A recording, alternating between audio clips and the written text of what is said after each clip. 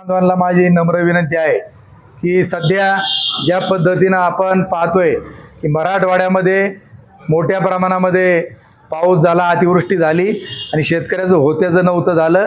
आज जसा तिकडचा शेतकरी अडचणीत आहे, त्याला जशी मदतीची गरज आहे आपण देखील करणार आहोत. परंतु मला देखील या परिसरातील आपल्या शेतकरी बांधवांना या ठिकाणी सांगायचे की आज गेले अनेक दिवस शेतकरी ओरडते, सरकारला देखील सांगायचे की आज आपल्या कांद्याला बाजारभाव नाहीत, आज आपल्या टोमॅटोची पिकाची वाहतूक त्या ठिकाणी झाली, सोयाबीनला त्या ठिकाणी बाजारभाव नाहीत, त्याचप्रमाणे हिरड्यातला त्या ठिकाणी भाव नाहीत आणि मे महिन्यामध्ये जून महिन्यामध्ये आपल्याही परिसरामध्ये अतिवृष्टी झाली, भात लागवड झाली नाहीत, रोपं टाकता आली नाहीत, जी टाकली ती वाहून गेली नाहीत. आज सगळ्या भागातले शेतकरी अडचणीत आहेत आणि त्यावेळी देखील मे जूनमध्ये पंचनामे झाले, पण कोणाला नुकसान भरपाई मिळाली शेतकरी बांधवांना अजिबात मिळालेले नाहीत.